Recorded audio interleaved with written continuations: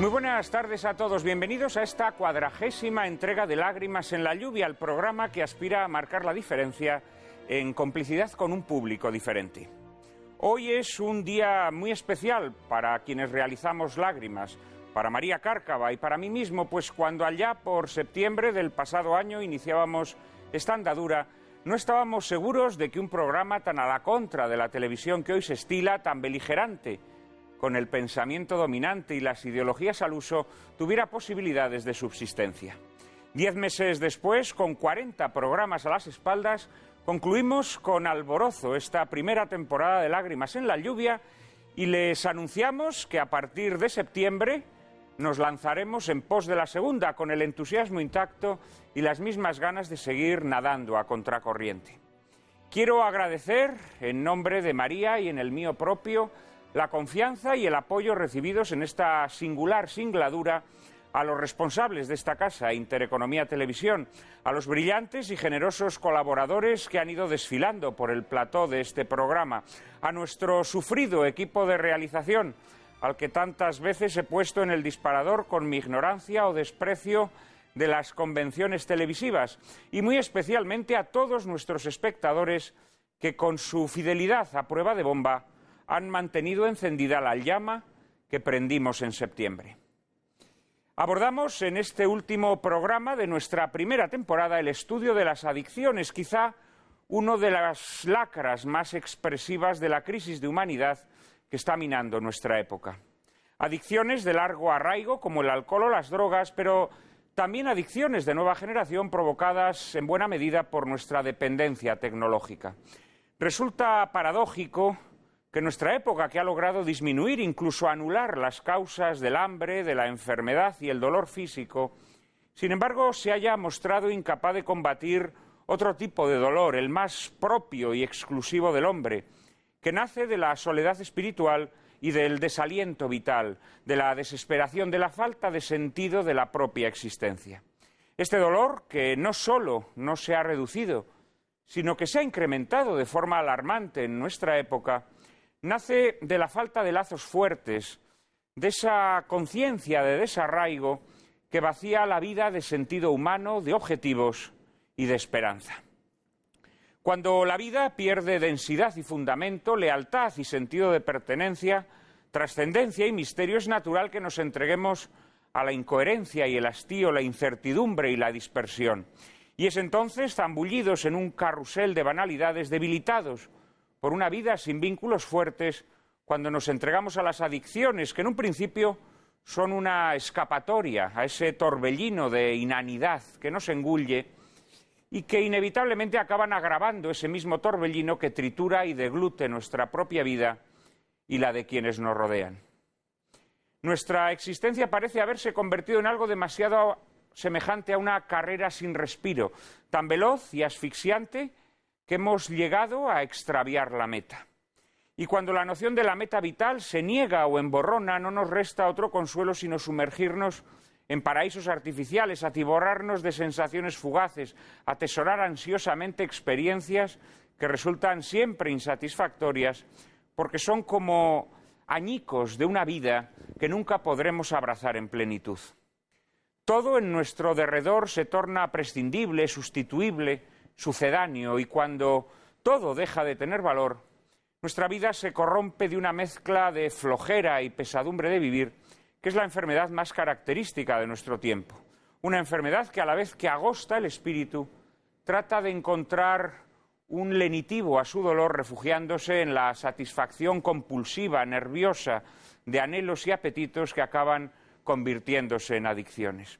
Por supuesto, tal satisfacción siempre nos sabe a pacotilla y estafa, pero como ya nuestra vida carece de un asidero, necesitamos sepultar el regusto amargo de aquella frustración primera, satisfaciendo compulsivamente otro anhelo, otro apetito, o un tumulto de apetitos y anhelos que no hacen sino excavar más el vacío de nuestra frustración, hasta que el hartazgo acaba reventándonos por dentro, vaciándonos de espíritu y arrojándonos al vertedero. Y junto con nosotros a las personas que nos rodean, principales víctimas de nuestras adicciones, y junto a las personas que nos rodean, a la sociedad entera, arrasada por formas de vida cada vez más desarticuladas. Sobre los estragos que las adicciones causan en nuestra época, sobre sus consecuencias trágicas en la vida familiar y social y sobre sus posibles remedios hablaremos hoy en compañía de Enrique Rojas, Juan Matías Santos, Gonzalo Aza y José María Rodríguez Olaizola. Les prometo un coloquio formidable, pero antes, como siempre, María Cárcava les anticipa la película que lo ilustrará. Muy buenas tardes, Juan Manuel, y muy buenas tardes a todos ustedes. En este nuestro último programa de la temporada les proponemos que se queden con nosotros para ver un extraordinario film, Más poderoso que la vida, dirigido en 1956 por el atormentado director norteamericano Nicholas Ray, a quien debemos obras cumbre de la historia del cine como Rebelde sin causa, Johnny Guitar, En un lugar solitario, 55 días en Pekín. Ray se rodeó de profesionales como Cyril Hume o Richard Maybaum, este último especializado en cintas de James Bond, para guionizar este melodrama de temática extraordinariamente innovadora en el momento de su estreno. Muy meritorio resulta el cuidadísimo trabajo del director de fotografía Joe McDonald, consagrado ya en la profesión gracias a obras como Viva Zapata, Pánico en las calles o Pasión de los fuertes. Y de musicalizar Más poderoso que la vida se encargó el gran compositor David Ruskin. Por otro lado, el reparto de la cinta está encabezado en el papel del profesor Ed Ivory por el brillante actor británico James Mason, a quien ustedes recordarán perfectamente por sus notables interpretaciones en títulos como Con la muerte en los talones, Lolita, Ha nacido una estrella, La cruz de hierro o Veredicto final, en la que compartió protagonismo con Paul Newman. La preciosa Barbara Rush hará el papel de la abnegada esposa de Ed, Lou. Walter Matthau en un papel nada cómico en esta ocasión y al que todos recordamos por títulos como Charada, La pareja chiflada o Hello Dolly, interpretará al profesor de educación física y amigo de la familia Wally Gibbs. Y cerrará el reparto el niño prodigio Christopher Olson, a quien hemos visto en Cautivos del mal, o el hombre que sabía demasiado, dando vida en esta ocasión al sufrido hijo de la familia Ivory, Christopher. Acompáñenos en el descenso a los infiernos de un perfecto profesor aquejado por una enfermedad cuya cura radicará en la ingesta controlada de una nueva droga a la que no tardará en hacerse adicto. En este periplo casi arrastrará a su familia a la destrucción, y decimos casi porque la unión familiar resultará ser más fuerte que cualquier adicción. El director francés Jean-Luc Godard, que siempre consideró a Nicholas Ray uno de sus maestros, escribió en cierta ocasión que si el cine no existiera, solo Ray da la impresión de poder reinventarlo y, lo que es más, de querer hacerlo. Y es que, en efecto, Nicholas Ray funde en su estilo el clasicismo de los maestros que lo precedieron, con una estilización formal y narrativa adelantada a su tiempo, que lo convierte en pionero de las vanguardias que vendrían después. Cineasta dotado de una gran intensidad lírica, Nicholas Ray fue hombre de vida azarosa, con sus ribetes de malditismo, que supo plasmar en sus películas, no más de una veintena, realizadas a menudo en medio de grandes disputas con la disciplina de los estudios, lo que lo obligaría a abandonar Hollywood e instalarse en Europa, donde tampoco pudo sacar adelante muchos de sus proyectos. Uno de los rasgos distintivos de Ray es su capacidad para magnificar dramáticamente los gestos y las miradas de sus actores, así como la utilización de la puesta en escena y los decorados para subrayar el carácter de sus personajes. De ambas habilidades da muestras en este poderoso melodrama, donde el rostro de un soberbio James Mason se convierte en una suerte de mapa cambiante en el que quedan reflejados los estragos que la enfermedad y más tarde la adicción a una droga milagrosa producen en su salud física y mental, y donde el juego de sombras y encuadres logra momentos tan inolvidables como la secuencia en la que el protagonista martiriza psicológicamente a su hijo mientras le obliga a completar sus deberes. Dotado de una poderosa imaginación visual y de un estilo personalísimo, Ray se consideraba a sí mismo un hombre en conflicto con la realidad que le había tocado vivir. Y esta relación tensa y desgarradora, avivada por su temperamento impulsivo y rebelde, se plasma en casi todas sus películas, en las que se acercó a los temas más candentes, a menudo anticipados a su época, como ocurre en esta Más poderoso que la vida, a la que el paso del tiempo no ha hecho sino mejorar. Que ustedes la disfruten.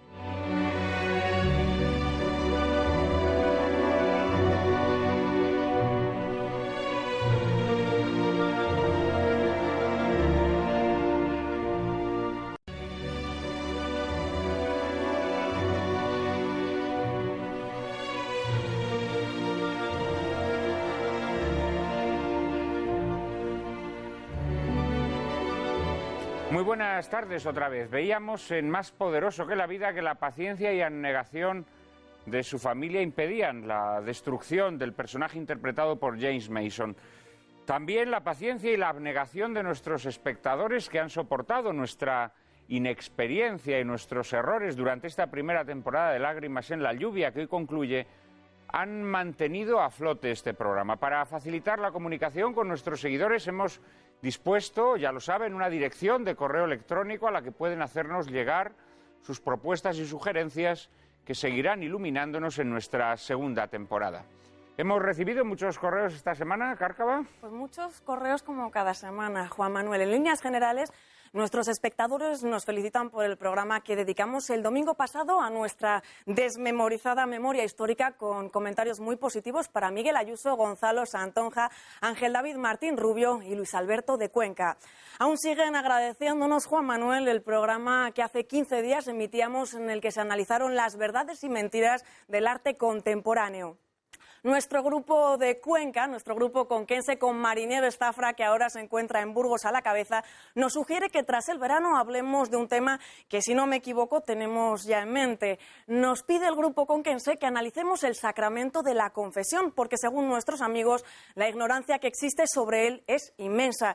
Y nos dicen que para ilustrar el coloquio podríamos utilizar el film Yo confieso, dirigido en 1953 por Alfred Hitchcock y protagonizado por el apuesto Montgomery Clift y por la enigmática Anne Baxter. Más temas que nos demandan. Pablo García Gutiérrez, por ejemplo, desde Madrid, nos propone que hablemos de ingeniería social. Ana Rosa Pérez, desde Alicante, desea que lo hagamos de la transición. Y Juan Luis Arroyo, desde Ciudad Real, nos propone dedicar un programa monográfico a un género de cine que tú adoras, Juan Manuel, el western.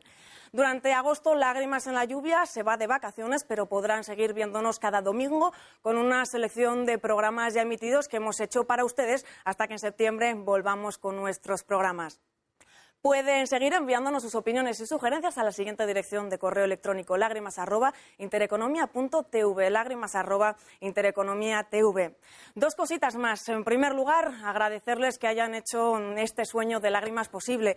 Y en segundo lugar, agradecerles también su benevolencia hacia servidora, ya que hace un par de semanas se emitió por un error ajeno a nosotros una escena en la que yo cometía un fallo en la presentación, fallo que nunca debieron ver y en la que incluso se me veía bebiendo una botella de agua. Ni se imaginan lo mal que lo hemos pasado y lo agradecida que les estoy porque hayan hecho la vista gorda. Bueno, ¿cómo no vamos a hacer la vista gorda con María Cárcava, a quien debemos tantos momentos de esplendor de este programa, ¿eh? Esa pequeña mancha que no fue una mancha tampoco, sino simplemente que se coló un fragmento fallido de programa que tendría que haber terminado en el cesto de la basura de la sala de montaje. Pero, como muy bien les ha dicho María Cárcava, estamos muy agradecidos por su benevolencia, del mismo modo que estamos muy agradecidos por todo el seguimiento que nos han hecho durante esta temporada. Ella lo ha dicho, durante el mes de agosto se van a emitir algunos de los mejores programas de Lágrimas en la lluvia, y en septiembre, a primeros de septiembre, volveremos de nuevo con ustedes con nuevos programas y con novedades, Estoy pensando incluso sentar a María Cárcava en la mesa, tal y como me han solicitado muchos de ustedes. De momento, hoy, para concluir esta primera temporada de Lágrimas en la lluvia, vamos a hablar del problema de las adicciones. Y para hablar del problema de las adicciones contamos, como todas las semanas, con un cuarteto de ases que paso enseguida a presentarles. Está con nosotros, en primer lugar, Gonzalo Aza. Es doctor en Psicología y profesor en la Facultad de Psicología de la Universidad Pontificia Comillas. En la actualidad trabaja como psicoterapeuta de familia y pareja en la Unidad de Intervención Psicosocial de la Universidad de Comillas y ha trabajado durante 15 años como psicólogo en diversas asociaciones pertenecientes a la Federación de Alcohólicos de la Comunidad de Madrid. Muy buenas tardes, Gonzalo. Muchísimas gracias por haber aceptado nuestra invitación. Buenas tardes. Gracias por la invitación. Está también con nosotros, visitando por primera vez el plató de Lágrimas en la lluvia, Enrique Rojas. Es psiquiatra. Sus trabajos de investigación se centran en temas como las depresiones, la ansiedad y los trastornos de la personalidad. Es autor de diversos ensayos y libros de divulgación de enorme éxito, como por ejemplo, una teoría de la felicidad, remedios para el desamor, el amor inteligente, los lenguajes del deseo, adiós depresión, o el más reciente de todos ellos, no te rindas. Muy buenas tardes. Enrique, muchísimas gracias. Muchas gracias por haberme invitado. Por estar con nosotros.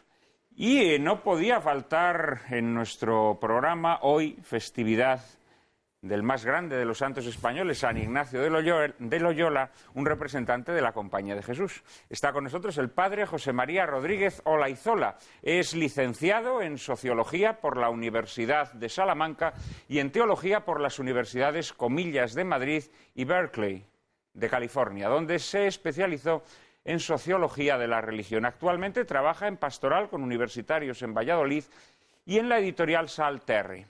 Entre sus obras destacamos En tierra de nadie, La alegría, también de noche, o Un mapa de Dios en busca de las estructuras de salvación. Muy buenas tardes, José María. Muchísimas gracias por seguir asistiendo a este programa y muy especialmente en esta fecha tan señalada para todos vosotros.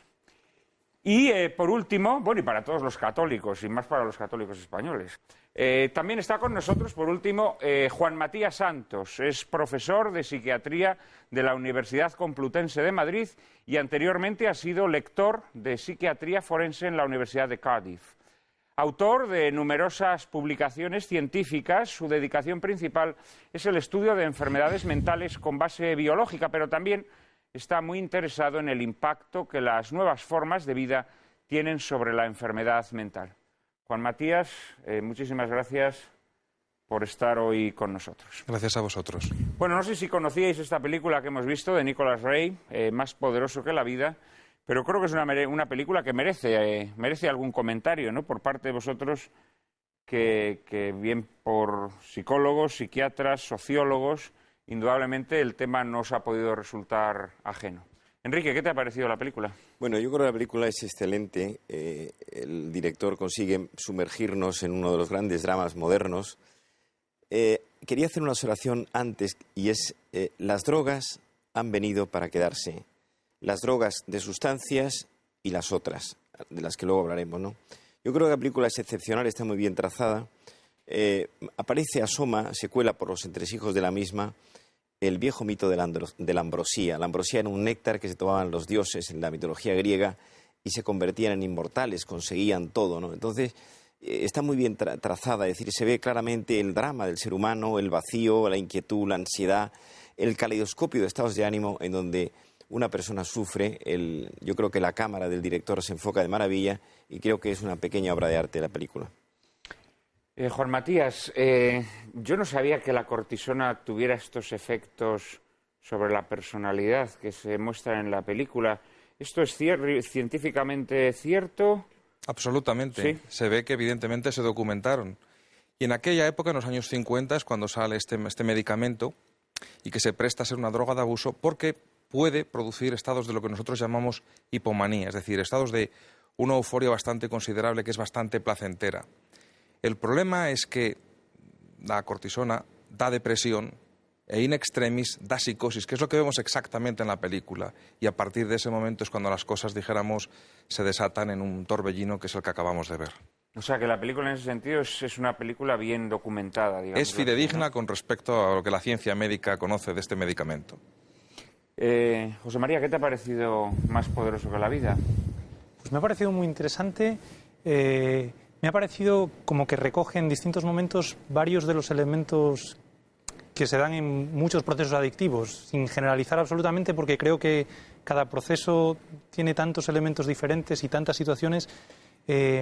Quizá por entresacar algunos, ¿no? El contexto o el marco me parece que es muy interesante, sobre todo como punto de contraste de una película hecha en los años 50 a ahora. Es decir, ese contexto o ese marco de apoyo familiar, etcétera, etcétera. Bueno, quizá permite un final muy optimista que hoy en día, pues ciertamente se puede encontrar allá donde hay un respaldo similar, pero nos encontramos con una sociedad mucho más solitaria y en ese sentido quizá invita a un contraste curioso, ¿no? Bueno, de esto quizá podemos hablar más adelante. Es muy importante, claro, la descomposición, digamos, del tejido familiar en nuestra época, ¿no?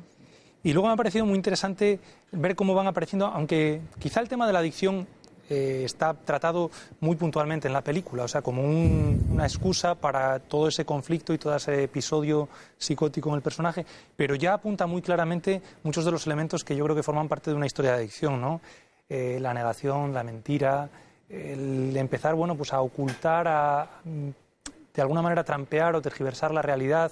O sea, yo creo que da con muchas pinceladas de lo que está bien.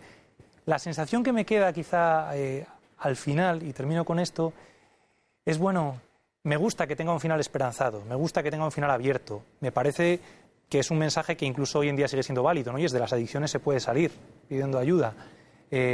Con todo, quizá en algún momento, como que uno termina diciendo, bueno, final muy feliz, ¿no? No sé si uno es más escéptico que todo esto y dice, bueno, las cosas, no sé, esta especie de, bueno, vamos a ver cómo sale del sueño y a ver si la cosa va para adelante o para detrás. Bueno, el salir de las adicciones creo que muchas veces es mucho más dramático que esto también, ¿no? Indudablemente, hombre, estas películas clásicas de Hollywood funcionan sobre tienen que tener un clímax y después del clímax el final feliz. Claro. Sin solución de continuidad. Entonces, después de ese clímax, después de ese estallido en el que pues el protagonista parece como que va incluso a aniquilar, a exterminar a su familia, pues inmediatamente pasamos casi sin solución de continuidad al desenlace feliz, ¿no? Evidentemente esto no es verosímil, pero de alguna manera, bueno, son las convenciones de la narración cinematográfica, y más en aquellos años donde el final feliz era prácticamente obligatorio, ¿no?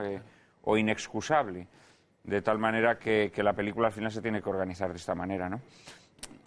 Antes destacaba yo que Nicolas Ray es un director que le gustaba mucho cuidar los gestos de sus actores, que le gustaba que a través de los gestos de sus actores se notase la evolución de los personajes.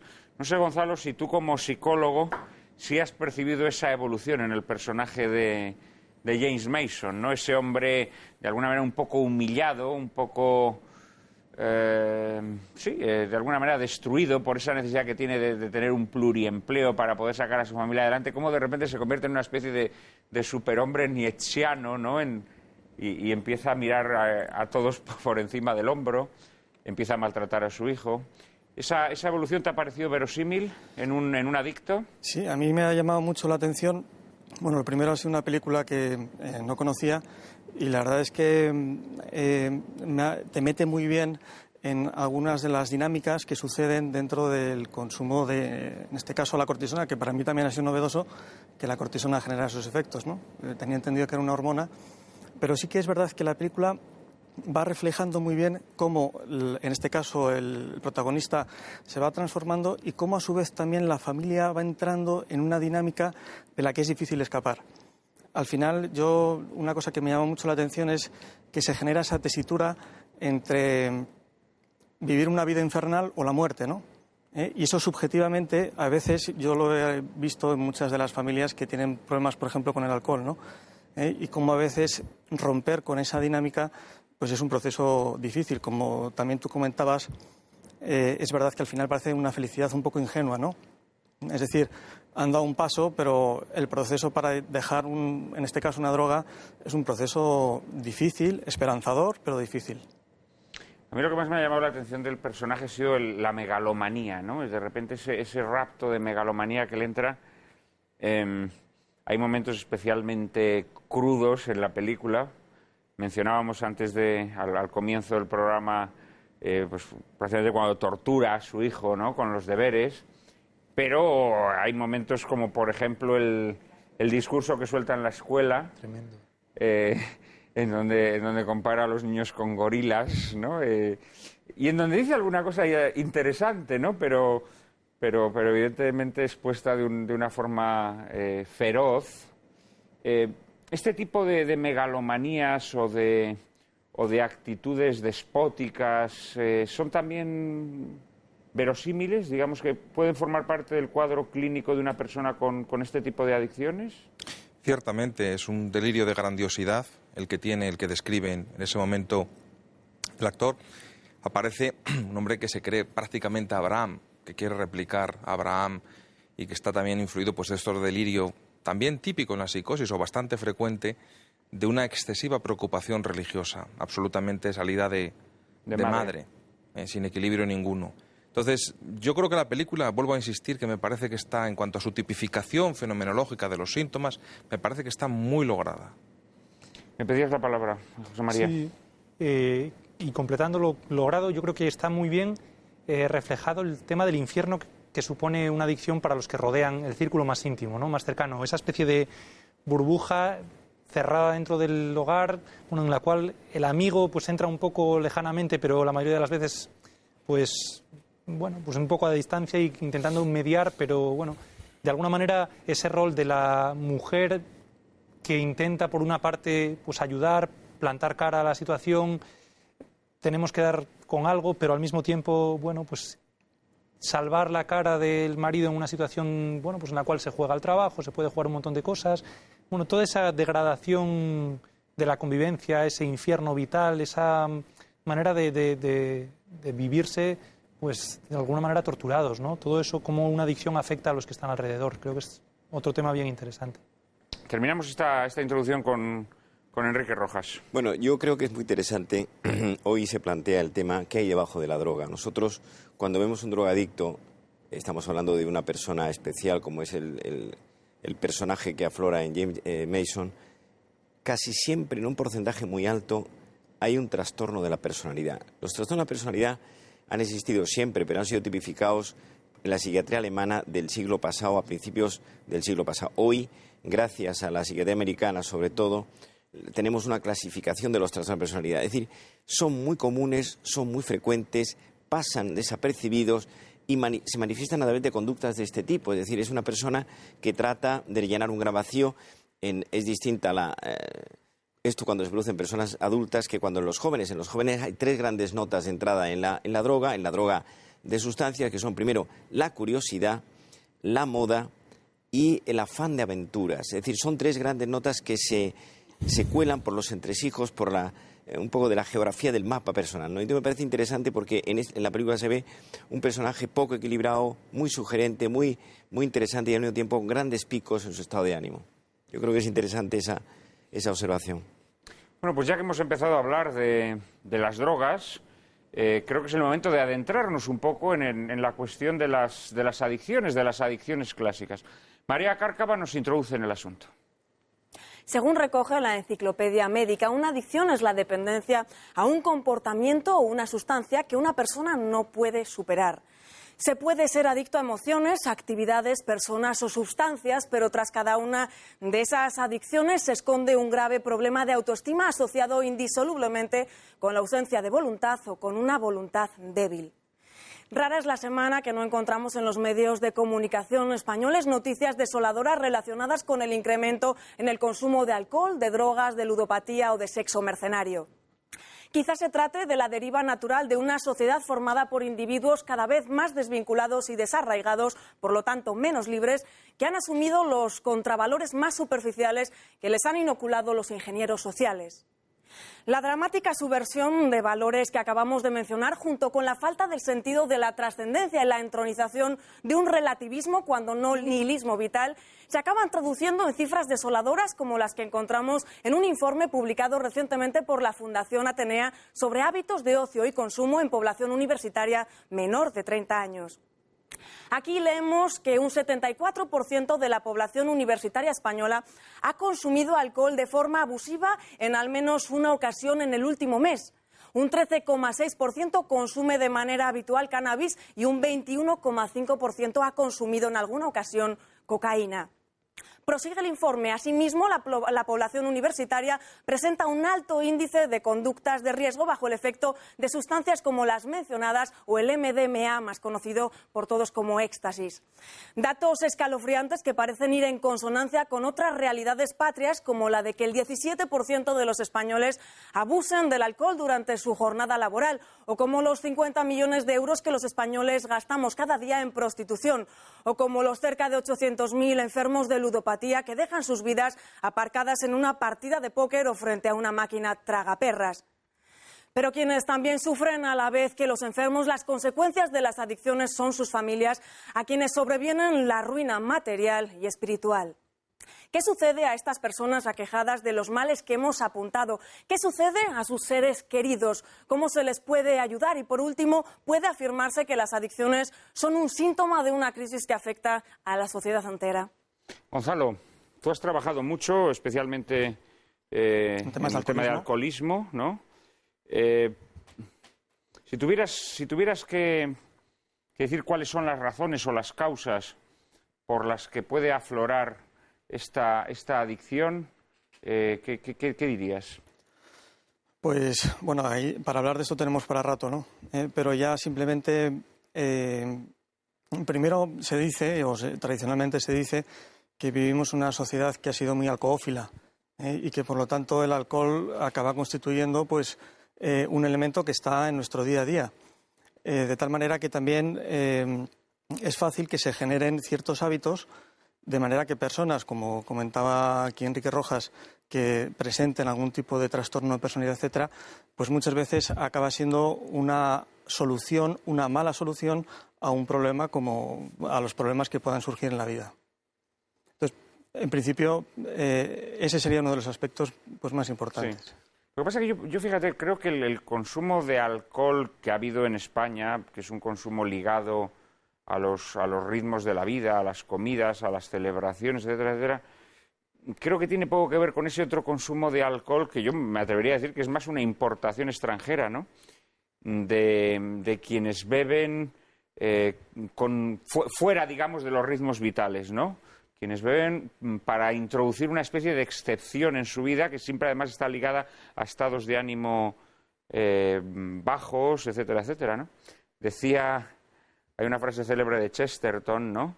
Que decía el católico bebe para recordar que está alegre, mientras que el pagano bebe para olvidar que está triste, ¿no? Y yo creo que en esta frase se esconde una gran sabiduría. Juan Matías, me pedías la palabra. Hay dos patrones de consumo de alcohol bien definidos, que están reconocidos. Por un lado, el patrón mediterráneo, que es el clásico patrón que teníamos en España. Es un patrón de beber, en exceso con las comidas.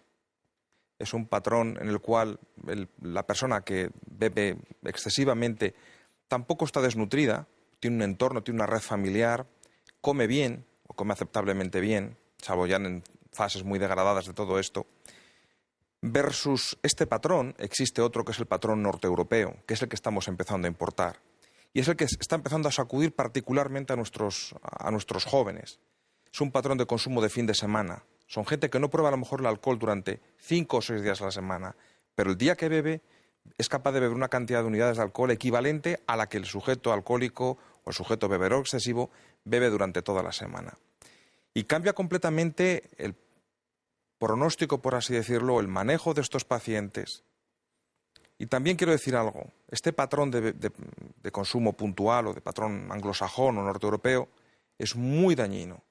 Tenemos que plantearnos, siguiendo un poco la estela que había dicho Gonzalo, también insistiendo en algo que tú habías comentado en la introducción, si aquí no hay un mecanismo realmente de escape, ese escapismo que tú citabas al comienzo en tu introducción, porque aquí se nota mucho en este patrón, no es el otro patrón, el otro bebe para divertirse, bebe porque es parte de la joie de vivre. Este bebe de otra manera. Sí, bebe muchas veces para matar la amargura, para matar el vacío, para matar la desesperación. Es la típica borrachera, que eso yo creo que lo traen los guiris a España, ¿no? Es decir, el guiri que viene a Benidorm o que viene a Palma de Mallorca viene a emborracharse. Y yo creo que ese patrón, que era algo desconocido en España, además a emborracharse con otro tipo de bebidas, no ya con el vino, que había sido con lo que el español siempre había bebido, ¿no? Sino con otro tipo de bebidas. A partir de ahí yo creo que surge un cambio de hábito, ¿no? Y efectivamente los chavales jóvenes beben así. Lo que pasa es que los chavales jóvenes que beben así los fines de semana o que se drogan así los fines de semana piensan que eso no los va a convertir en adictos, ¿eh? Piensan que eso es como una especie de lapso que se introduce en la vida y que no tiene repercusiones. Seguramente lo creen falsamente. Enrique. Bueno, yo quería hacer 2 observaciones. Uno, no es lo mismo la droga, el alcohol como droga en los jóvenes que en el adulto. En el adulto es una convención social y quizá pues se bebe un poco más de la cuenta. Podríamos decir que el vino, que es un alcohol de 12 a 14 grados, pues es menos importante desde el punto de vista patológico, pero se vive como comunicación. El alcohol como vino es comunicación, que no la cerveza en general, pero más el vino. Y luego está el alcohol en los jóvenes. Hay un matiz diferencial. El alcohol tiene 3 efectos sobre la psicología que conviene no perder de vista. En primer lugar, el alcohol es ansiolítico. Es decir, el alcohol disuelve la ansiedad de alguna manera, digamos, quita las tensiones emocionales que se hospedan en un sujeto.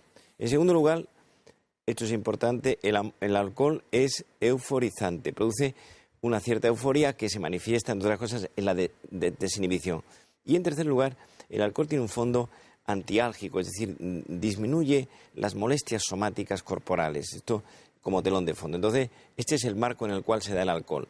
Yo estoy en una fundación que se llama FIBIN, que es la Fundación para la Investigación del Vino y la Nutrición, y tratamos de que la gente aprenda a beber vino con moderación y con cabeza, con inteligencia. Es decir, el vino es cultura, pero claro, como todo en la vida, igual que la televisión es cultura y la televisión es muy mal empleada. Bueno, eso es mucho decir. Muy mal empleada. Eso de que la televisión es cultura. Bueno, uno de los grandes avances del siglo XX, de los dos grandes notas literarias, por decirlo así, del siglo XX han sido el periodismo. Los escritores empiezan a escribir en los periódicos en el siglo XX, y el cine. El cine ha cambiado. O sea, tan importante es Casablanca o Memorias de África como puede ser una obra, pues no sé, de Shakespeare o de Cervantes, quizás no El Quijote ni Romeo y Julieta, ¿no? Y me parece que este contexto es interesante resaltarlo. Gonzalo. Por ampliar un poquito el matiz con respecto al alcoholismo, además las generaciones de adultos generalmente suele ser alcoholismo puro, combinado generalmente con tabaco. Yo, por lo menos los que he conocido en las asociaciones de alcoholismo, pues es un alcoholismo que se centra exclusivamente en el alcohol. En cambio, hoy día en los adolescentes está el consumo de alcohol, pero está el consumo de porros, está el consumo de éxtasis, de cocaína, etcétera. Es decir, que estamos hablando ya en el supermercado de lo que hoy día parece, pues estamos hablando de un policonsumo, en que a veces el ritual principal tiene que ver en torno al botellón, pero en el que se entremezclan con otro tipo de sustancias. Nos comentaba Enrique los efectos, digamos, inmediatos del alcohol, ¿no? Euforizante, desinhibidor, psicorrelajante. Psicorrelajante, ansiolítico, etcétera, etcétera. Pero ¿cuáles son los efectos que el alcoholismo o la adicción al alcohol tiene sobre la personalidad humana? Juan Matías. A largo plazo, lo primero que hay que decir es que el alcohol es un depresor del sistema nervioso central. La manera como actúa a través del neurotransmisor que se llama GABA acaba induciendo depresión. Y de hecho nos plantea muchas veces graves problemas de diagnóstico diferencial a los psiquiatras el distinguir una persona que es alcohólica, si tiene depresión o no la tiene. Eso hay que decirlo. Estamos hablando de depresivo, pero cuando ya estás, digamos, en las redes del alcoholismo, sí, ¿no? Sí, cuando no me refiero... No por beber en una comida, ni... No me refiero, si bien la gente que haya tenido algún pequeño exceso alcohólico sabe que al día siguiente, aparte de la conocida resaca, sí que hay un pequeño fenómeno de caída. Uno se siente un poquito triste y se debe a ese efecto depresor que antes comentaba.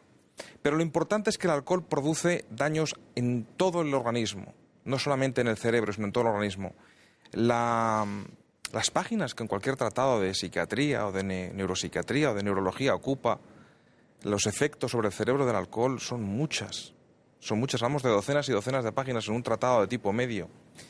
Y ahí hay desde gente que realmente se queda demente por el alcohol, que acompañado con la desnutrición, hay un síndrome terrible, que es el síndrome de Wernicke-Korsakoff, hasta problemas de depresión o de ansiedad, aunque tenga en el corto plazo tenga un efecto ansiolítico. Pero afecta el hígado, afecta el tubo digestivo, afecta el corazón, afecta la piel, es decir, afecta todos los órganos de la economía. El alcohol, cuando ya estamos hablando de alcoholismo establecido, es realmente un tóxico prácticamente para todos los órganos y sistemas del cuerpo humano. Incluso, bueno, luego en determinadas fases del alcoholismo están los problemas de delirios, ¿no? Problemas de delirios, Delirium tremens. Percepciones averiadas o distorsionadas de la realidad, que además influyen mucho en la relación con otras personas, claro. Cierto. Por un lado, está el tema del delirium tremens, donde hay delirios que son terribles, y eso es una emergencia médica, que generalmente se produce al segundo o tercer día, incluso a veces antes, en gente que bebe mucho, que es alcohólica y que deja de beber abruptamente. Y entonces se desencadena, es un síndrome de abstinencia. Pero luego hay síndromes conocidos, como por ejemplo el famoso síndrome de Otelo, la celotipia patológica, que se da en alcohólicos. Yo mismo, como psiquiatra forense, he tenido oportunidad de tener que peritar en 2 casos de celotipia patológica. Y en cualquier caso, es también una llamada de prudencia que si alguien está teniendo pues una conducta, alguien que es alcohólico, que tiene una conducta de búsqueda de su pareja, de su esposo, de su esposa, de si le es infiel y tal, y esto, dijéramos, una cosa absolutamente desmedida, es una cuestión que hay que consultar con el médico inmediatamente. Me pedía la palabra el padre Rodríguez Olaizola, pero se la concederé después de la publicidad. Por favor, no nos dejen.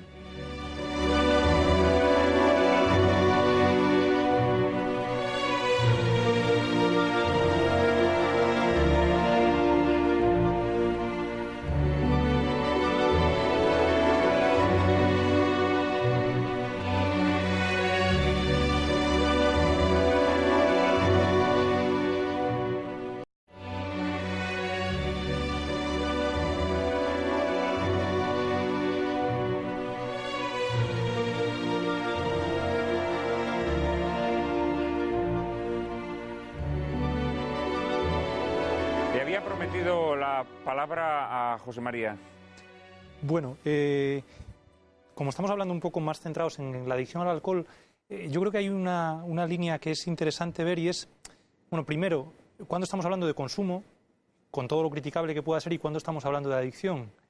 Y yo creo que el cruzar esa línea es uno de los temas que es más delicado, porque, o sea, más allá de abstrayéndose un poco antes de las consideraciones más psicológicas sobre los efectos, etcétera, yo creo que la pregunta es, bueno, ¿qué ocurre en nuestra sociedad? Que es una sociedad con un nivel de tolerancia al alcohol llamativo, ¿no? Llamativo. Es decir, es muy raro encontrarse, de la misma manera que nos hemos encontrado pues con un cierto, hasta persecución, yo diría, a los fumadores, con la cual pues muchas personas podemos estar más de acuerdo, pues por considerarlo un problema de salud, un problema que rápidamente se ha detectado los problemas que genera para uno mismo y para los demás, etcétera, etcétera, y digamos que ha pasado de tener una consideración neutra o incluso pues bien considerada el tabaco a ser, bueno, pues algo en muchos ámbitos y foros mal visto y hasta legalmente tratado. Sin embargo, la consideración con el alcohol es totalmente diferente. Es decir, bueno, puede haber algún tipo de legislación sobre a qué edad se puede empezar a consumir que normalmente no se cumple. Normalmente no se cumple y no hay más que pasarse por cualquier fiesta de una ciudad y ver pues las vistas gordas que se hacen cuando no la tolerancia a macrobotellones, festejos... Bueno, entonces la cuestión, sin tampoco decir todo esto es adicción. Bueno, no hay mucho consumo. Yo haría ahí dos observaciones. Una, se considera alcoholismo cuando una persona necesita beber desde primera hora del día. Es decir, hay una necesidad inmediata de consumir porque si no aparece una sintomatología muy específica, que temblores, sudoración, un cuadro más o menos ansioso. Me parece que ese es el primer punto. Y en segundo lugar, hay mucho consumo de alcohol social que está integrado en la cultura. Es decir, pensemos en una boda, en una celebración, en un cumpleaños, en las fiestas de fin de año. Es decir, y eso está en una zona intermedia. Dentro de ese segundo concepto hay algo que conviene destacar. Muchos alcohólicos no tienen conciencia de enfermedad. Es decir, cuando trae la familia a un alcohólico a la consulta, el sujeto entra y dice, pero si lo mío es un consumo... Es decir, no reconoce, esto pasa en otros temas, en los estados maníacos, en la euforia, en los trastornos de la personalidad y en el alcoholismo. El sujeto no es consciente de que consume esa cantidad de alcohol. Claro, y es que yo creo que ahí la misma consideración social, la misma facilidad de consumir en muchos momentos, circunstancias, situaciones, que casi invita. Es decir, que es que depende, yo creo que además habrá que diferenciar y posiblemente en próximas décadas iremos viendo, ¿no?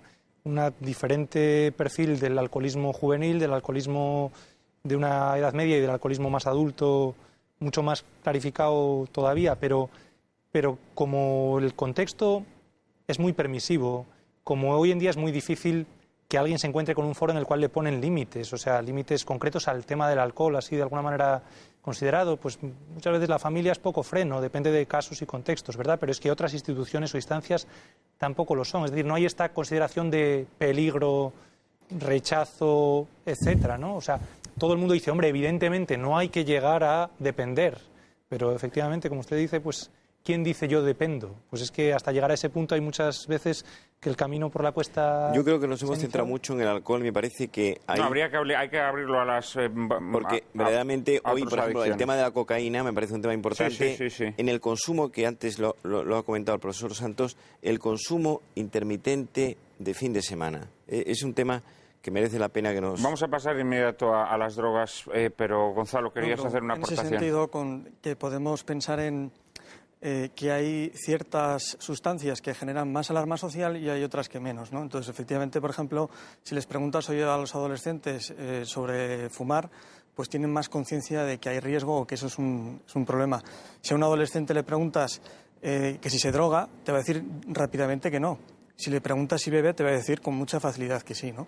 Entonces, en ese sentido, también, y ahora lo podemos hablar, aplicado a otras nuevas adicciones o nuevas dependencias, pero claro, también socialmente el que se considere que alcohólico, que en la película no refleja eso precisamente, pero que se considere o que tengamos en el imaginario que es el típico vagabundo que está tumbado, tirado en la calle con un cartón de vino, pues eso no facilita el que haya sensibilidad con respecto a esos temas. En relación, que supongo que ahora lo hablaremos, con las nuevas adicciones, pues algo parecido yo creo que pasa con el tema de la televisión, en que la cantidad de horas que se pasan, por ejemplo, muchas personas viendo la televisión, no hay tanta alarma social como de lo que ahora supongo que hablaremos, que tiene que ver con las nuevas tecnologías, ¿no? Ya.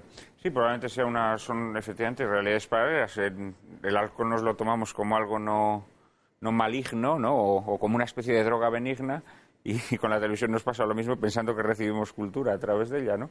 Y normalmente estamos recibiendo porquerías, salvo en contadas excepciones, como es el caso de Lágrimas en la lluvia.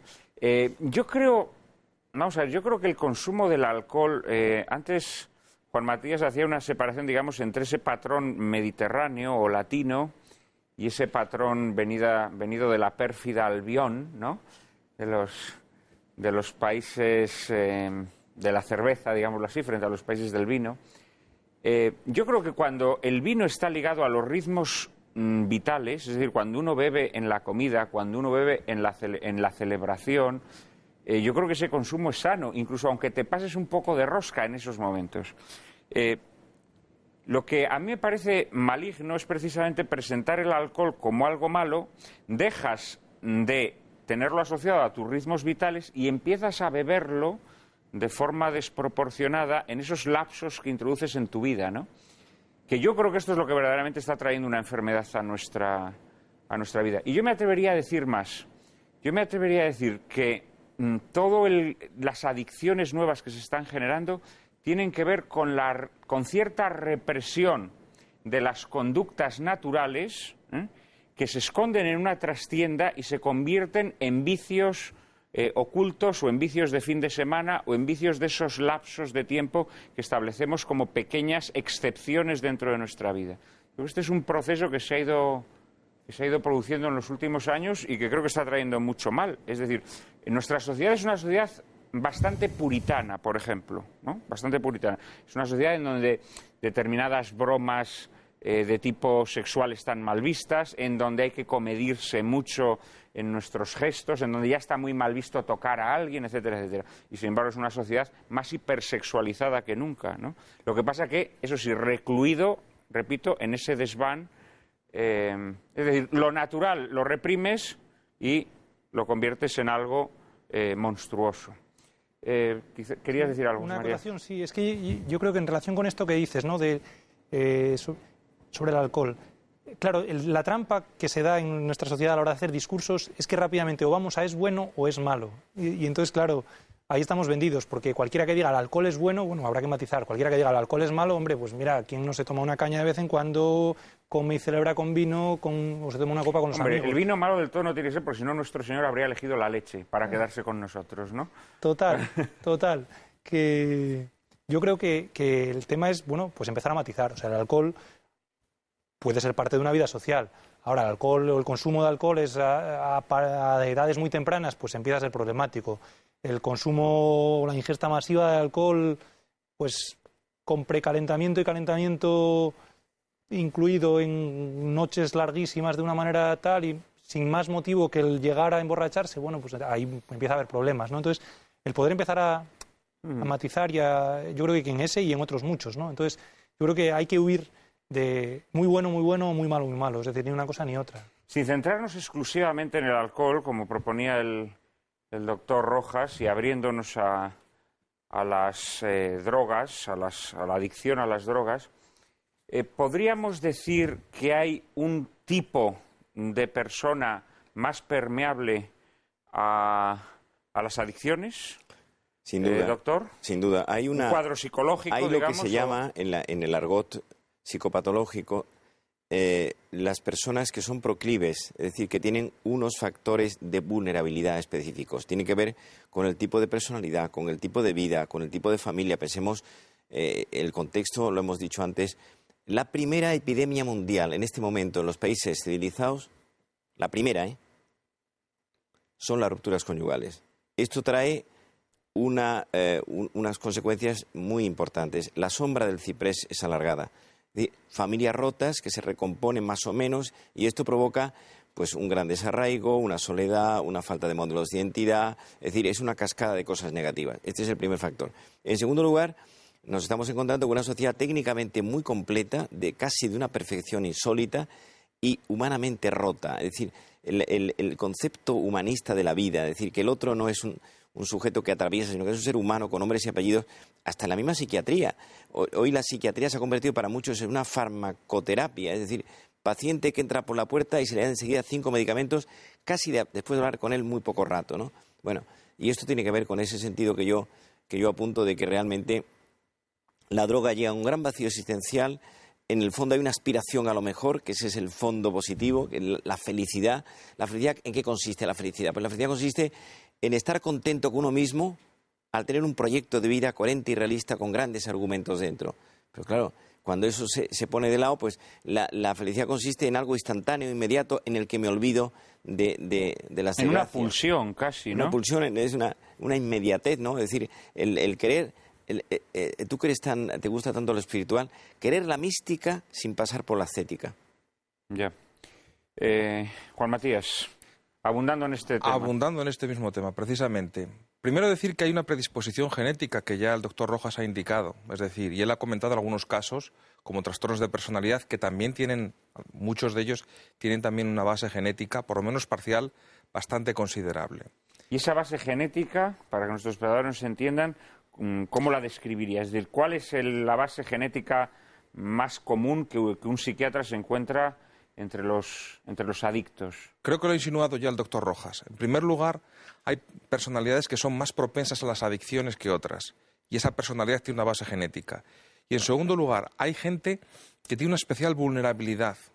Es verdad, por ejemplo, que se conoce que en determinados tipos de familias de alcohólicos hay una cierta transmisibilidad, no en todos. Cloninger intentó matizar esto, hablaba de tipo 1, tipo 2. Hay más trabajos en este momento que tratan de especificar qué genes pueden estar implicados y esto. Pero lo que está claro es que hay gente que tiene una vulnerabilidad. Sobre esta vulnerabilidad tenemos unos estreses que nos vienen de nuestra manera genérica de vivir moderna. Manera genérica de vivir que tiene algunos fallos fatales. Por ejemplo, yo recuerdo que Russell Kirk, un autor norteamericano, hablaba en un libro suyo, Prospects for Conservatives, hablaba del aburrimiento social. Y esto creo que es un tema que lo tenemos hoy día muy enganchado a las drogas. En segundo lugar, lo has apuntado tú con el tema de ese calendario litúrgico que teníamos antes y cómo íbamos adaptados al ciclo agrario y había celebraciones y había momentos donde se bebía y había momentos donde no se bebía, había momentos donde se comía incluso en exceso y había momentos donde se ayunaba. Todo eso ha desaparecido. Ahora todo es una tabla rasa, una tábula rasa. Es en este contexto o en este marco donde prosperan más las adicciones. O sea, digamos que de alguna manera las estás asociando, digamos, a las formas de vida urbanas y bueno, esta vida que llevamos hoy, ¿no? Urbanas y suburbanas. Acelerada, sí, bueno, y suburbana. Quizá la vida suburbana todavía sea peor, porque es como un remedo triste de la vida rural, pero una vida sin comunicación. En el centro de la ciudad todavía puede existir comunicación, quizás no en estas grandes ciudades anómicas como Madrid o Barcelona, pero en ciudades más pequeñas o ciudades de capitales de provincia de pequeñas sí que hay comunicación. Pero mi experiencia me dice que en el mundo suburbano la comunicación es precaria. Sí, eso además se aprecia mucho en las películas americanas y esa epidemia efectivamente se ha introducido en países como España, ¿no? A mí siempre me ha parecido terrorífico vivir en estos lugares, en estas urbanizaciones suburbanas. Sí, José María. Sí, siguiendo un poquito con esta línea, Alguna vez yo me pregunto, ¿no?, si esta sociedad fomenta de alguna manera la compulsividad o lo adictivo, porque algunas veces, buscando información sobre adicciones, te encuentras con que como sean ciertos los datos de este estudio, este otro, que van dando un 2% de adictos a tal, un 3%, pues al final tienes una sociedad muy adictiva, es decir, con un 20% de personas con algún tipo de adicción tremenda, ¿no? Entonces, pero probablemente sea así, ¿eh? Sí, por eso digo. Y entonces la pregunta ¿es que acaso siempre ha sido así? ¿Es que acaso nuestra sociedad contemporánea, por alguna de sus dinámicas, pues también favorece este tipo de compulsiones, de que la gente termina dependiendo, enganchada a algo, ya sea consumos, dinámicas concretas, vitales, lo que sea? Yo me inclino a pensar que hay algunos rasgos que sí que de alguna manera favorecen o empujan a esto, ¿no? Y entre ellos dos tienen que ver con lo que estabas diciendo, y uno, yo creo que es que esta es una sociedad de mucha soledad. Llámalo incomunicación o así, pero es una sociedad muy solitaria, es decir, por la disolución de muchos vínculos, por el vértigo de muchas de las cosas que hacemos, por la variedad, por todos estos elementos. Y es en el contexto de la soledad donde muchas veces las adicciones echan raíz más honda. Quiero decir, arrancan en otros contextos, pero están ahí. Y el segundo elemento que diría un poco, y que tiene que ver con esto del aburrimiento, ¿verdad? Yo lo pondría en otro, y es la falta de un horizonte de sentido, de alguna manera, en el cual construir la propia vida. Es decir, cuando tú tienes una serie de metas, de alguna manera, que pueden articular que quieres construir una vida para pelear por esto otro, por tal, pues de alguna manera, no solo a corto plazo, sino a medio o a largo plazo, con una serie de criterios, con algo por lo que luchar, ideológico, espiritual, vital, relacional o laboral, pues digamos que tienes un suelo muy firme sobre el que construir algunas cosas. Cuando muchas de esas cosas fallan, y yo no digo creo que hay mucha gente que tiene ese tipo de horizonte, pero hay mucha gente que de alguna manera esos agarraderos como que van desapareciendo, debilitándose o diluyéndose. Los antiguos, perdona, que esto que ha descrito, que me ha parecido muy interesante, los antiguos tenían una palabra para describir precisamente esto que tú acabas de detallar, que era la palabra acedia o acedía.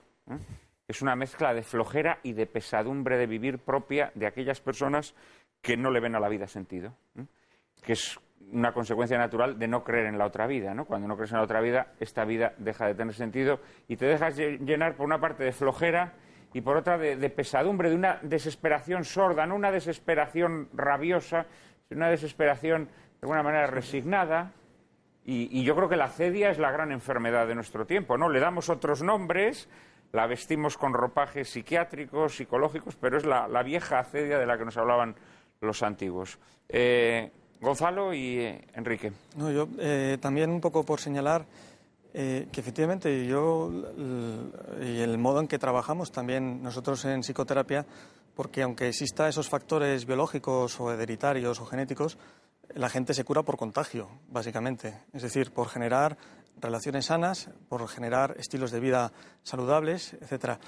Y muchas veces en donde tenemos que empezar a calar o a percibir qué está pasando tiene que ver con ese estilo de vida, que aunque suena tópico, pero es verdad que la sociedad en la que vivimos, en la que, pues es una sociedad muy acelerada, una sociedad global, confusa, con mucha sobreexigencia, mucha sobrecarga psicológica, una sociedad en la que se pierde el sentido de pertenencia, por ejemplo, y eso cala en lo más cotidiano dentro de las vidas familiares.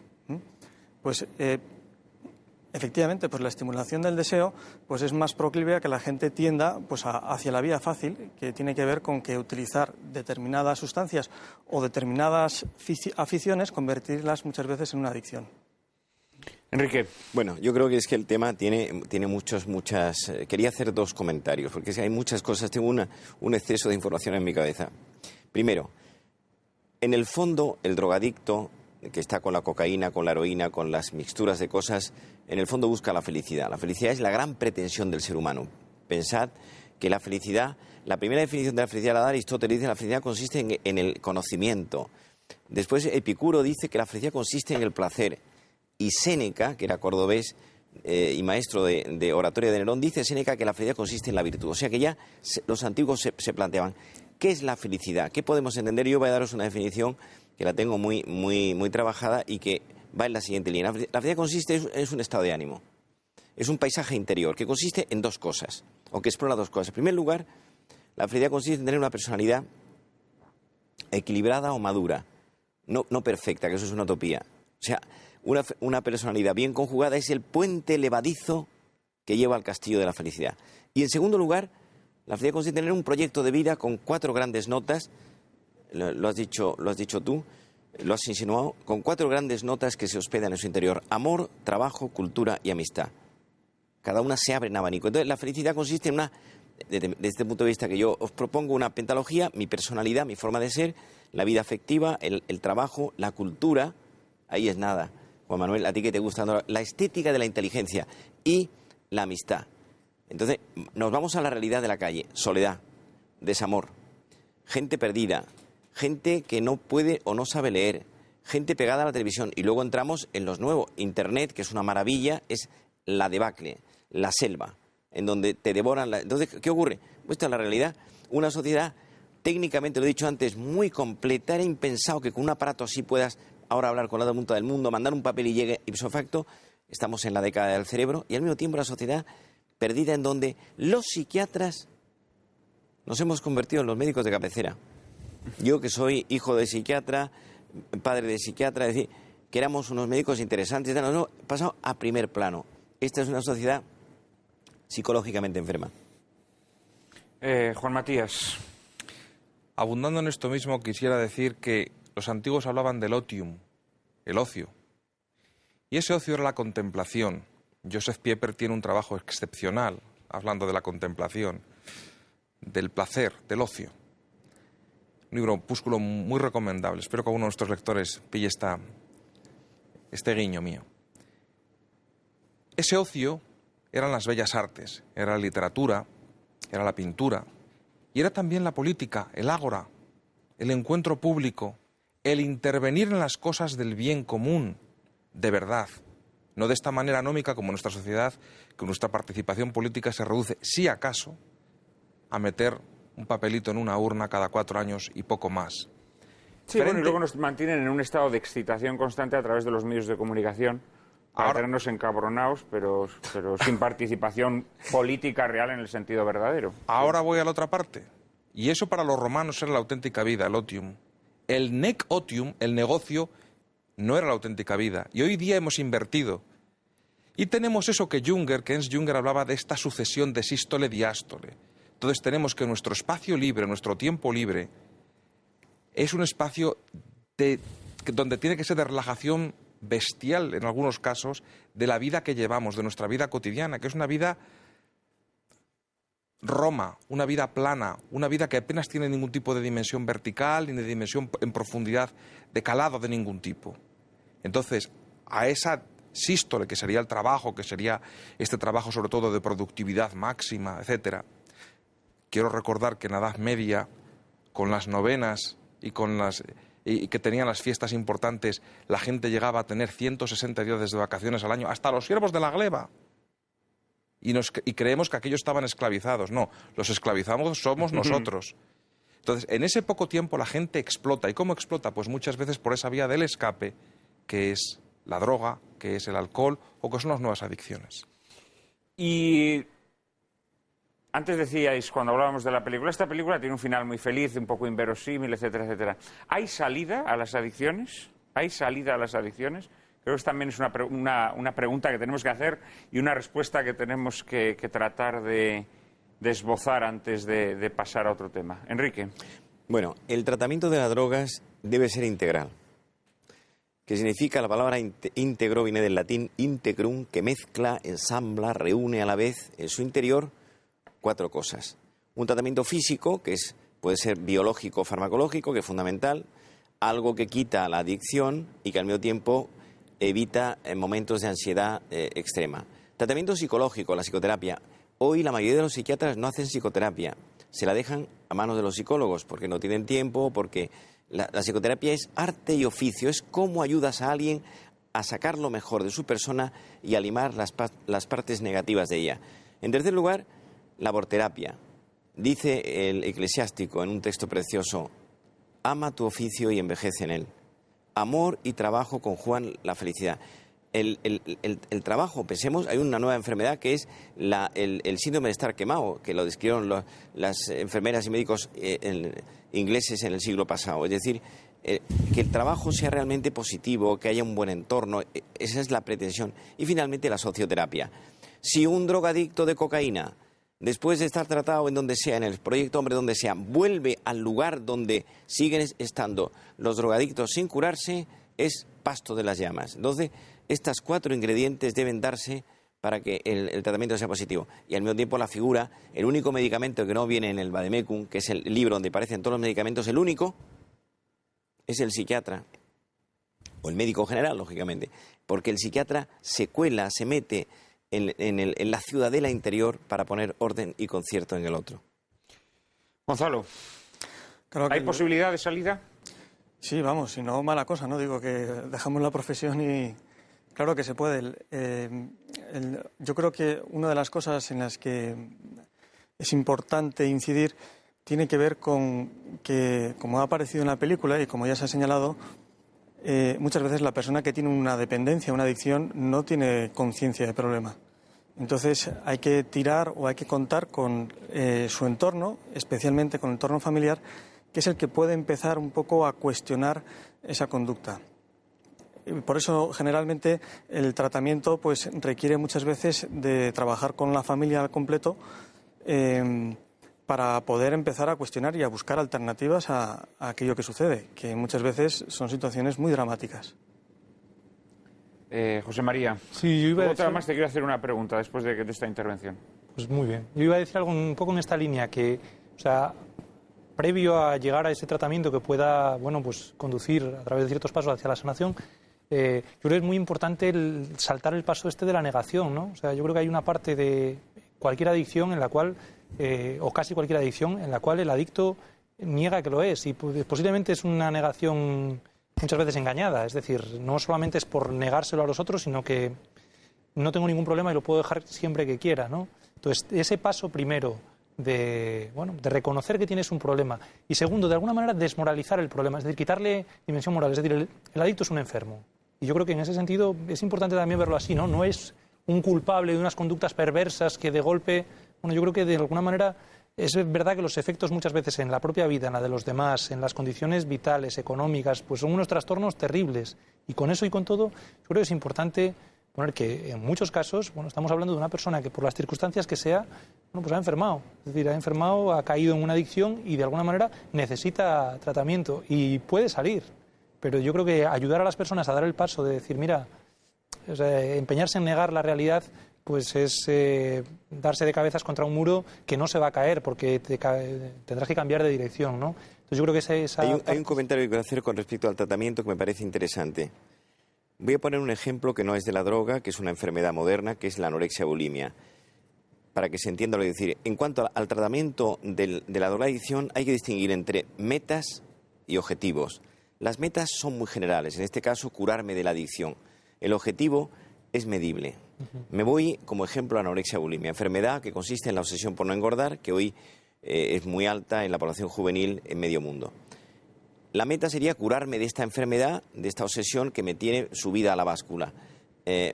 Los objetivos, no pesarme a diario, no vomitar, luchar por no tener crisis de glotonería, no hablar todo el día de dietas, no mirarme al espejo y ver si la tripa la tengo más o menos abultada, etcétera. Esto hay que explicárselo al paciente. Ser realista en los objetivos, es decir, igual que nos pasa a nosotros con nuestra vida, si yo me pongo metas demasiado elevadas y cosas que no tal, me salgo de la realidad, cosas pequeñas, menudas, insignificantes, la tarea de vencerme en lo pequeño, ahí entra una pieza clave en la terapia y en la vida de cada uno de nosotros, que es la voluntad. Los americanos la definen en la psicología conductista con capacity to postpone the reward, capacidad para aplazar la recompensa, no buscar cosas inmediatas, sino mediatas, a medio largo plazo. Y al mismo tiempo la lucha en lo pequeño, ¿no? Y esto para el drogadicto fundamental, en una enfermedad que no olvidemos, lo hemos dicho antes los que estamos aquí, es una enfermedad contagiosa. O sea, igual que existe un contagio psicológico, la gente se contagia de esto. La pregunta que le quería hacer a nuestro invitado, a José María Rodríguez Zola y Zola, ya que él, además de sociólogo, es sacerdote, pero que le voy a permitir que se la piense para que me responda después de la publicidad, es... Y, naturalmente, es una pregunta que lanzo a todos los invitados, si las adicciones y la ausencia de Dios, o la muerte de Dios, o la exclusión de Dios de nuestras vidas, tienen algo que ver. Le pido que me responda, te pido que me respondas después de la publicidad. En un minuto estamos nuevamente con ustedes.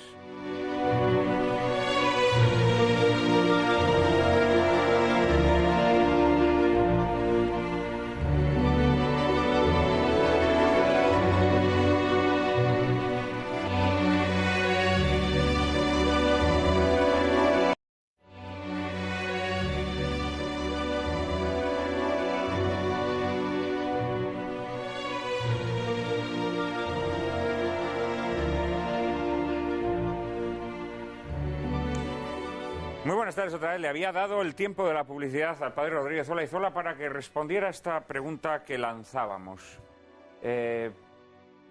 ¿Tiene que ver este nuevo hombre adictivo, este nuevo hombre compulsivo, con esa ausencia de Dios en nuestro horizonte vital? Te respondo citando, yo creo que de una manera más genérica, un poco el pensamiento, uno de los pensadores que marca mucho la tendencia de la sociología contemporánea, que es Bauman. Bauman habla de un mundo líquido. Y un mundo líquido es un mundo en el cual se han perdido muchos de los elementos que daban solidez a la vida. Y es verdad, es decir, se han perdido, quizá el primero, el que más solidez ha dado a lo largo de siglos y siglos, es la cosmovisión religiosa. De una capacidad de entender la vida con una mirada trascendente que permite pues atravesar la existencia en sus luces, en sus sombras, en sus sufrimientos, en sus alegrías, en lo que puede tener, ¿no? Eso se ha caído, por lo menos en muchos contextos, en muchas personas, cuestionado desde lo filosófico, desde la propia cultura de consumo que ha sustituido pues Dios por ídolos, como se quiera reflejar. No únicamente se ha caído esto, es decir, se han caído otros universos simbólicos, es decir, las ideologías pues hoy en día tampoco sostienen mucho, no nos engañemos, sirven para discursear, pero no sostienen grandes visiones. Pasa que las ideologías ya son ídolos sustitutivos de Dios. Claro, pero quiero decir que es que, y entonces, perdiendo la perspectiva de poder tener universos simbólicos, al final vamos a algo de lo que hablaba antes, y es que la gente va perdiendo agarraderos, es decir, agarraderos en los cuales, pues, vivir un presente sin que el presente sea absoluto. Vivir un presente capaz de proyectar hacia el futuro sin una compulsividad, sin una urgencia, sin una necesidad de satisfacción inmediata de un montón de cosas, con una capacidad de entender y sin miedo a la muerte, claro. Yo creo que has puesto el dedo en la llaga. En una sociedad en donde lo políticamente correcto es no creer absolutamente nada. Lo que se lleva, lo que está de moda, lo que se impone es eso. Entonces nosotros tenemos en la cultura judeocristiana 3 grandes libros que explican esta pregunta, por orden histórico. El Pentateuco, que es la Torá judía, que es importantísimo, pero la historia sagrada, que hoy la historia sagrada que estudiamos son las revistas del corazón. ¿Quién se acaba de separar? ¿Dónde, cuándo y cómo? ¿Y cómo ha saltado el edificio? Yo recuerdo cuando era pequeño, yo no estudié nunca en un colegio religioso, pero se estudiaba la historia sagrada. El Pentateuco. En segundo lugar, el Evangelio, la vida de Jesucristo contada por 4 periodistas. Uno que es inspector de Hacienda, otro que es médico y 2 que no tenían profesión que se sepa. Y en tercer lugar, el Corán. Libro importantísimo. Hay 1.400 millones de musulmanes en el mundo. Entonces, uno abre cualquiera de estos libros, me voy a ir al que es más distante, el Corán. Le preguntan a Mahoma, ¿a cuál de tus 3 hijos quieres más? Y dice Mahoma, al pequeño hasta que crezca, al enfermo hasta que cure y al viajero hasta que vuelva. Es decir, coges el Evangelio, venid a mí los que estáis cansados y agobiados, que yo os aliviaré. Entonces, la gente sustituye esto por, pensemos lo que es, en la televisión española hay 8 horas al día de revistas del corazón. Los nuevos ídolos. Ídolos sin base. Entonces, bueno, esto es una adicción. Juan Matías. Yo quería ir de la teología a la filosofía, si se me permite hacer una breve excursus. El problema que tenemos en relación a las adicciones, lo ha ilustrado bien el padre Olaizola en cuanto a la parte teológica, a ese mundo líquido del que hablaba Bauman, pero es que hoy día tenemos un mundo donde nos acabamos de cargar o nos hemos tirado por la borda 2.500 años de filosofía. O sea, una característica del mundo moderno es el desprecio de la razón, no del racionalismo, que es otro tema aparte, de la razón. Y la droga es un ataque directo a la razón. La droga es cercenar la razón, siquiera sea por un breve espacio. Jamás antes a la gente se le plantearía, o en los grados que se plantea hoy día, en la extensión que se plantea hoy día, que pudiéramos socavar la razón. La razón era muy importante, es la reina de las potencias. Esto lo hemos olvidado. Y esto también está en la génesis de la droga, este desprecio a la razón. Y lo que tenemos es, porque no podemos vivir en un vacío, llenar ese espacio de la razón, de la racionalidad, mediante la búsqueda de sensaciones. Característica además que es típica, esta búsqueda de novedades y de sensaciones, que es muy típica de la gente que padece problemas de adicciones. Bien, pero no se crean que las adicciones son todas las que hemos comentado hasta ahora. Están surgiendo nuevas adicciones, nuevas formas de patología adictiva a las que no nos atrevemos a considerar, hablaba antes José María Rodríguez Olaizola, como enfermedades, ¿no? Hay que empezar a hablar de nuevas enfermedades ligadas con cierta frecuencia a esa especie de gran burbuja tecnológica en la que vivimos. María Cárcava nos introduce en el asunto. Hablábamos de adicciones graves cuya existencia no nos será desconocida. Convivimos, por otro lado, diariamente con adicciones socialmente admitidas como la dependencia de la cafeína, del deporte, de la cirugía estética o de la televisión. Pero a medida que la tecnología avanza, surgen adicciones de última generación sin precedentes en la historia. La telefonía móvil ha irrumpido con fuerza en nuestras vidas. ¿Sabían, por ejemplo, que en España hay ya más teléfonos móviles que personas? Móviles de los que dependemos de una forma innecesaria y obsesiva. Según las previsiones de los expertos, al término de 2011 habrá en Europa más de 1.000 millones de usuarios de telefonía móvil con acceso a Internet, llegando a duplicarse la cifra durante los próximos 4 años. Además, la adicción a los sistemas móviles seguirá creciendo hasta el punto de aumentar del orden del 600% antes de 2013. Internet se ha erigido en una categoría propia aglutinadora de un sinfín de adicciones. Existen 23 millones de usuarios en la red en España, cuya media de tiempo dedicado a navegar es de 27,4 horas al mes. Estamos a un solo clic de exponernos a la ludopatía, a las compras compulsivas, al uso pernicioso de las redes sociales y sobre todo a la pornografía. Si se introduce la palabra sexo en un buscador común, nos aparecerán de golpe más de 180 millones de resultados. Y es que el 34% de los usuarios de Internet se han visto expuestos a pornografía sin desearlo, como a través de pop-ups, enlaces engañosos o emails. Según un estudio realizado por EU Kids, casi 40.000 niños españoles de edades comprendidas entre los 11 y los 16 años ven sexo en Internet con total desconocimiento de sus padres. De cada 100 adictos al sexo en Internet, 40 perdieron a sus esposas el año pasado. El consumo de sexo en Internet ha hecho que el porcentaje de infidelidades aumente en los últimos años en un 300%. La pornografía se ha instituido en pocos años como una de las causas más frecuentes en la ruptura del matrimonio. El esposo adicto a la pornografía comienza a perder interés en su mujer o desea repetir con ella actos que son propios de la pornografía, confundiendo sexo ficticio con sexualidad real y aislando de esta elementos tan imprescindibles como la emotividad, el erotismo y el amor. Vivir una vida virtual nos aleja de la vida real y termina generando nuevas enfermedades y adicciones que, pese a serlo, aún no están reconocidas como patologías. ¿Qué tienen que decir nuestros invitados sobre estas adicciones de última generación? ¿Cómo influyen en nuestras vidas y cómo detectarlas, curarlas y detenerlas? Gonzalo, como psicólogo, ¿se te acercan pacientes que te reconocen este tipo de nuevas adicciones? ¿O es algo que en general no se acepta o no se reconoce abiertamente? Bueno, más que se me acerquen los pacientes, generalmente se acercan las familias. Porque cuando existe una adicción a las nuevas tecnologías, que generalmente, mayoritariamente, estamos hablando de adolescentes, suelen ser las familias quienes sufren viendo a su hijo que se mete en su habitación, que está 8, 10, 12 horas metidas, pues haciendo cualquier cosa por Internet. Si me permites, para que veamos un poco cómo afecta esto a la vida cotidiana en las familias, hace unos años en la universidad hicimos una investigación que consistía que le pedíamos a niños entre 12 y 17 años, adolescentes, les pedíamos un dibujo y era dibuja lo que ocurre en tu familia. Esa era un poco la consigna. Bueno, pues el elemento más llamativo que apareció en los dibujos es que aparece una cantidad ingente de pantallas dentro de los dibujos. Es decir, que estamos viviendo una auténtica colonización tecnológica dentro de la vida familiar. De tal manera que además los dibujos, más que aparecer escenas en las que todos están juntos dentro de la familia, pues viendo la televisión, que también existen esas escenas, se produce mucho este tipo de nuevo perfil de familia en el que cada uno está con una pantalla, ¿eh?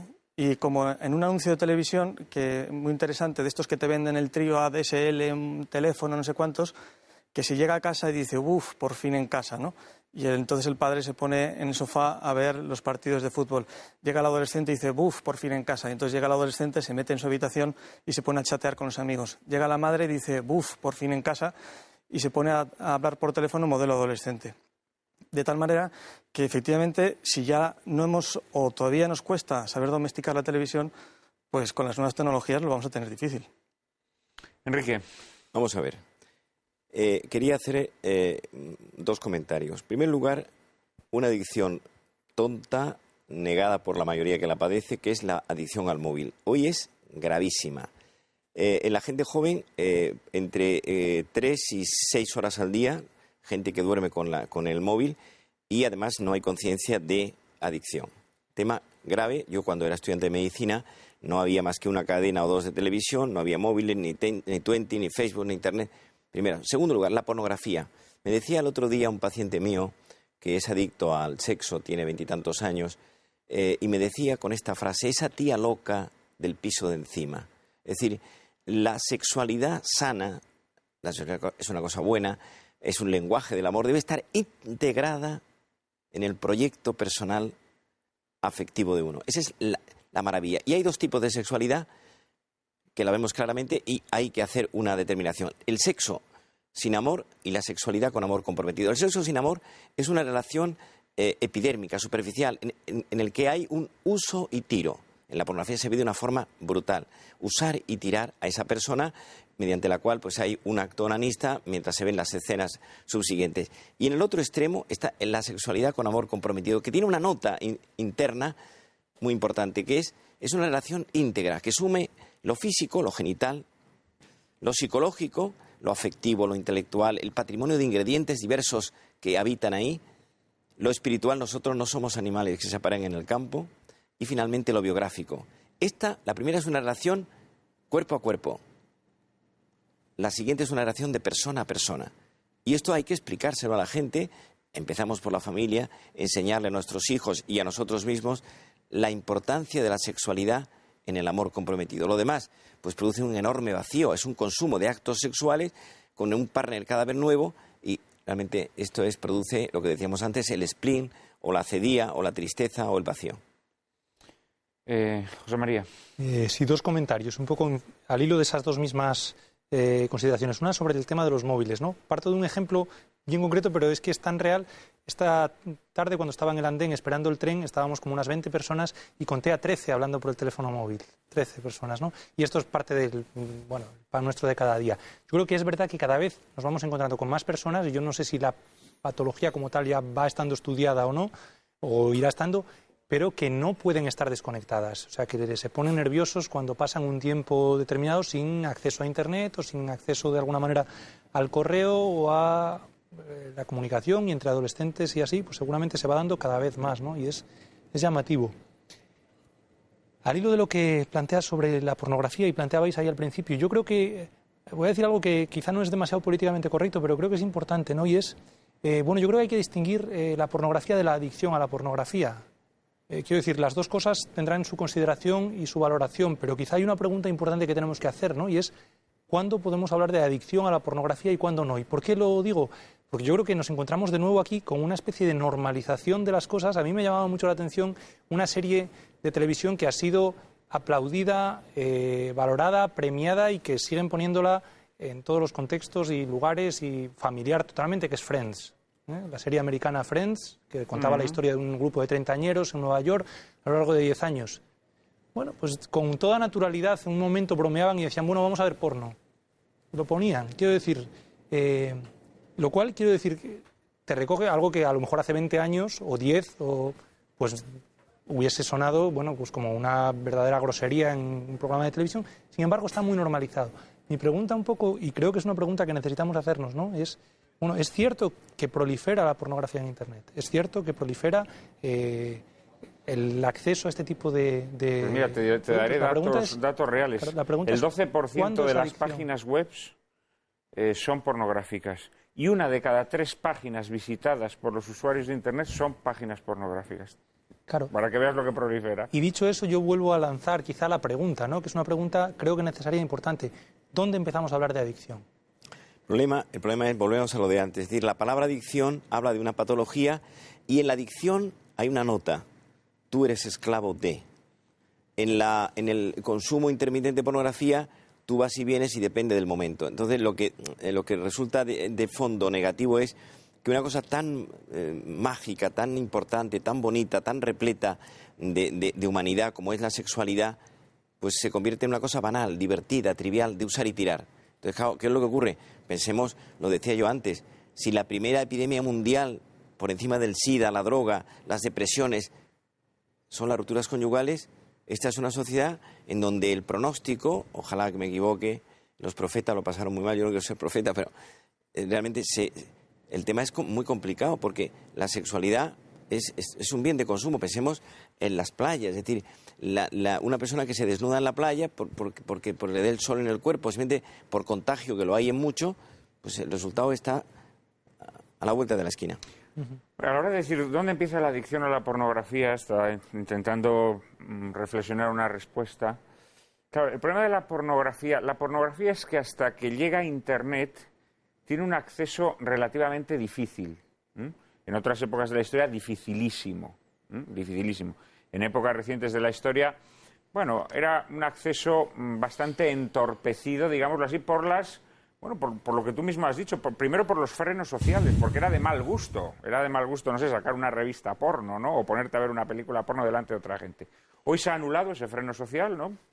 Como consecuencia de una laxitud moral creciente, pero es que además Internet lo que hace es que te abrevia o te levanta todos los impedimentos que tenía el acceso a la pornografía. Es que yo creo que hoy eres adicto a la pornografía desde el momento en que la consumes, porque Internet lo que tiene es que te permite un acceso inmediato, pero además Internet, el misterio por el que Internet nos atrapa es porque suscita curiosidades nuevas en nosotros, que tienen además una satisfacción inmediata. Es decir, uno desea saber algo sobre la materia más insospechada y lo que antes le llevaba meses de estudio, hoy a través de Internet inmediatamente se pone en la pista de eso, ¿no?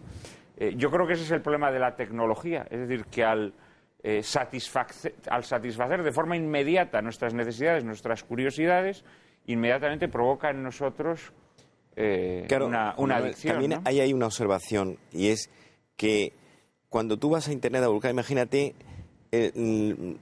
los canales de Tierra de Fuego entre Chile y Argentina, ¿cuántos barcos salen cada semana? Por ponerte un ejemplo.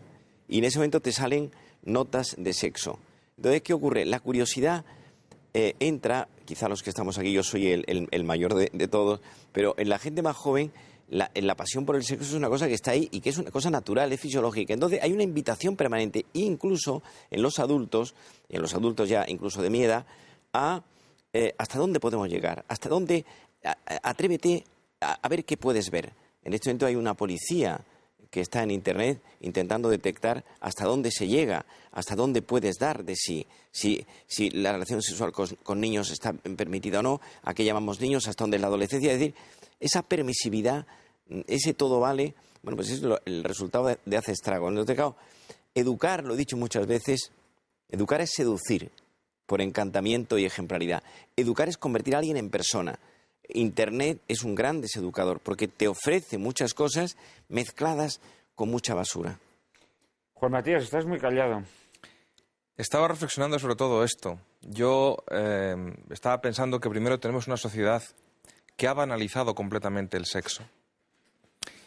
Y sería bueno que recuperásemos la sacralidad del sexo. Y ya no lo digo ni siquiera en el sentido religioso, que también. Sacro es en sentido etimológico puro aquello que está separado, aquello que tiene un estatus especial.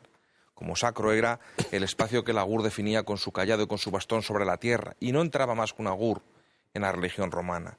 Y el sexo siempre ha tenido un componente de sagrado, porque el sexo está como bien se ha apuntado aquí, el doctor Rojas ha dicho insistentemente, que tiene que estar entroncado en un proyecto vital, es decir, el sexo es vida, el sexo es encuentro, el sexo es una comunicación muy profunda y muy especial entre dos personas, entre un hombre y una mujer.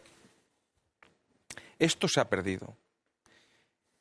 El problema es que la pulsión sexual, que no la necesidad sexual, porque no existe tal cosa y porque solamente en nuestra tradición son millones los religiosos y religiosas y sacerdotes que ha habido a lo largo de la historia que han demostrado que no es una necesidad y que han sido absolutamente virtuosos con su voto de castidad. Esa pulsión existe y esa pulsión ya no hay nada que la modere. Como esa pulsión existe y no hay nada que la frene, y como ha apuntado también el padre Olaezabala, se ha normalizado esa conducta. Yo solamente estaba pensando en Friends. Es que, por ejemplo, pensemos, que yo veo muy poca televisión, pero algún capítulo he visto de Sex in the City, donde un grupo de mujeres... Sexo en Nueva York. Sexo en Nueva York, perdón. No, sí, bien, no lo has dicho bien, lo has dicho el título original. 13 años fuera de este país hace que lo viera en inglés. Entonces,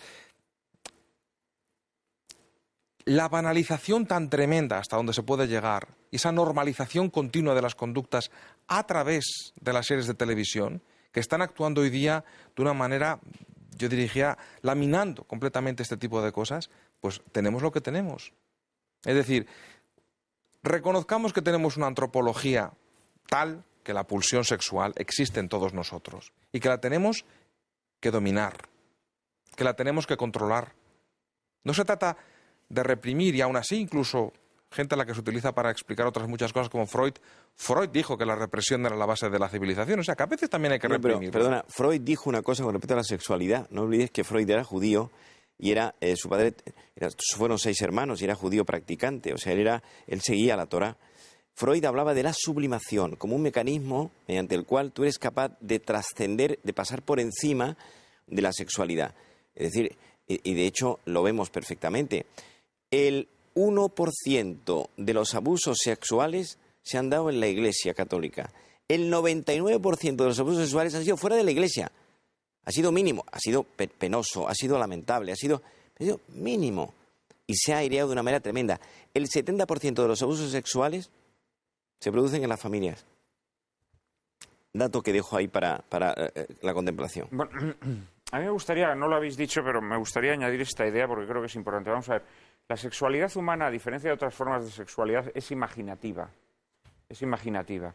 Es decir, cuando la imaginación humana es bombardeada con estímulos, la imaginación sexual humana es bombardeada con estímulos, eso rompe esa sacralidad de la que tú hablabas del sexo, ¿no? Es decir, cuando estamos a través de la televisión recibiendo estímulos sexuales, cuando estamos recibiendo estímulos sexuales, bueno, simplemente vamos conduciendo y vemos carteles, ¿no? Etcétera, etcétera. Todo esto rompe esa sacralidad, destruye nuestra sexualidad sana, digámoslo así, y exacerba esa pulsión. Este es el problema que quizá tiene su expresión más destructiva, aunque no se le concede importancia en el problema de la pornografía, ¿no? Pero las personas que consumen pornografía, que se hacen adictas a la pornografía, evidentemente desprecian o destruyen su sexualidad real, porque ya son incapaces de amar plenamente. Quiero haceros un comentario clínico. He visto en mi vida mucha gente con prácticas de onanismo, de masturbación. Onán, en la Biblia, no sé si acordáis. Sí, conocemos a la persona, no vamos a entrar en detalles porque estamos en horario protegido. No, entonces, el 90% de los consumidores de sexo adictos, haciendo esta idea, adictos, tienen mala relación con su mujer, tanto la relación de diálogo, relación psicológica como relación sexual, porque la masturbación produce una eyaculación en 3 minutos, en 4, en 5. El acto sexual, si es auténtico, si es verdadero, si hay intercambio, dura mucho más tiempo. Y hay una liturgia en ello. Entonces, quedan incapacitados, salvo que haya una terapia fuerte y con éxito, que no es fácil, para conseguir que la relación sexual cambie. Porque están acostumbrados a un sexo rápido, inmediato, sobre la marcha. La imaginación funciona la imagen y se produce la eyaculación. Sí, yo creo que una de las tareas pendientes posiblemente es recuperar el concepto de los límites. Es decir, uno de los eslóganes más exitosos de la publicidad ha sido el no limits, ¿verdad?, de una marca de calzado, o el no hay nada imposible de otra marca de calzado, que se han convertido como en grandes eslóganes de alguna manera muy bien vistos. No hay límites. Y los límites percibidos como algo malo, ¿no? Entonces, poder acabar con ellos está muy bien. Yo recuerdo una vez un profesor que nos planteaba un concepto distinto de los límites. Decía, mira, cuando Miguel Ángel va a pintar la Capilla Sixtina, le dan un espacio. Ese es el límite que tiene. Y ahora ahí crea. Pero lo que él no puede pretender es, bueno, pues tienes un edificio mucho más grande, porque el que tienes es este. Ese es el límite. Y ahora ahí imagina, intuye, busca, prueba, y de la mente de un genio sale una obra maestra. Bueno, trayéndolo un poco a lo concreto, ¿no? Yo creo que la vivencia de la sexualidad, por ejemplo, ¿no?, y bien en concreto las posibilidades de la sexualidad y las posibilidades que plantea, que ofrece, que presenta en la vida de las personas, requieren de límites, ¿no? Y entonces percibirlas desde la perspectiva de no hay límites, o con esta misma dinámica, al final termina haciendo que lo que se pierde son las paredes maestras. Yo creo que el reto que tenemos ahí, y quizás esto daría para otro programa o para otros muchos ámbitos bien diferentes, ¿no?, y también como Iglesia, yo en este caso sí que hablo un poco como Iglesia, es el ser capaces de presentar unos límites creíbles, deseables, unos límites que para la gente realmente resulten una ayuda. Y yo eso es una de las experiencias que trabajando con gente joven me encuentro más a menudo, y es que la gente quiere una palabra de sentido sobre estos temas también. Quizá lo que pasa es que muchas veces está muy tipificado lo que parece que decimos, o muy mal interpretado, o muy mal entendido, o se queda muy reducido a una caricatura de lo que se quiere proponer, ¿no?